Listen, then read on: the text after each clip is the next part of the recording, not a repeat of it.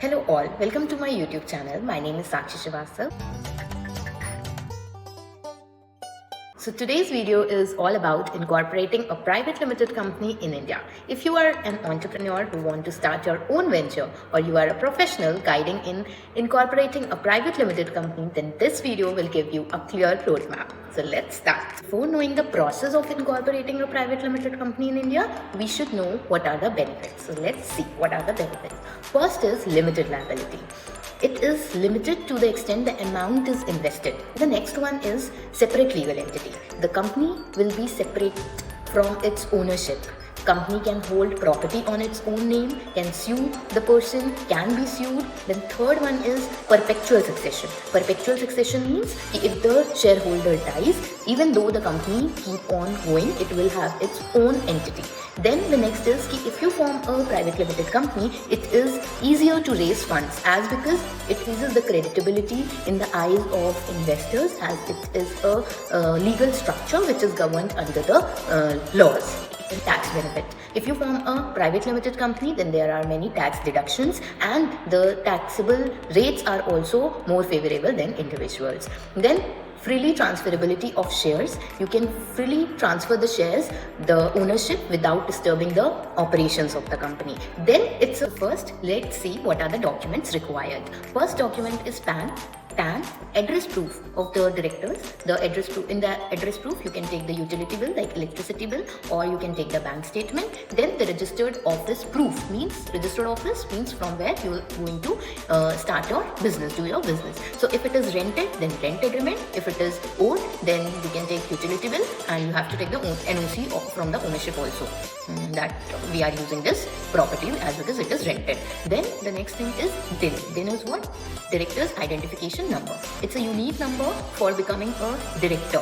Okay, if a person is already a director in any company, he or she must have DIN. But if a person is first time becoming a director in any company, he has to obtain DIN. That DIN you can also obtain while following the procedure of incorporation. The next is DSC, Digital Signature Certificate. That is one kind of token which will be used as a signature electronically. And for a private limited company, there must be at least 2 directors and at least 2 shareholders.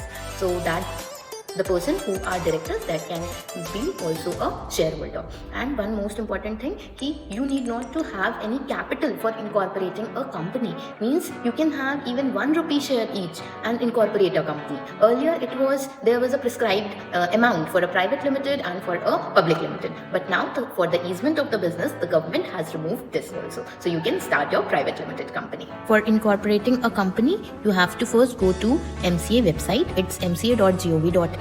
Then this MCA, and you will see so many tabs here. MCA services. If you go to MCA services, there is company e-filing, then incorporation. It is not taking as because the login credentials is mandated. You have to put here the login credentials in order to use this website. So you have to fill up that, and then after that you can use it. So now you need to fill the form Spice Plus. It has 2 parts, Part A and Part B. Part A is for the name reservation. You have to reserve the name, and that name will be either accepted or rejected by the government. So before selecting your name, you have to go through the MCA website, the trademark website, as because that name should not be existed, or that name should not be similar to any other company. Because if it's so, then your name will get rejected. So you have to do the research on it. Then if you will fill Part A, within few days, the government will either accept or reject. If it accepts, then you will get 20 days. Your name will be reserved for 20 days for filing the Part B form. And Part B form is a lengthy form, and you will have so many documents to be submitted there. Then after that, your company will be incorporated.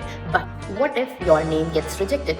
Then what to do? Don't worry. Just think of 2 new names, research on it. It should not be similar to the existing company's name, and then resubmit that form again without paying the fees. You need not to pay the fees again. The fees of the Part A form is 1,000 rupees. Now for resubmitting, if you resubmit it within 20 days, you need not to pay that 1,000 rupees again.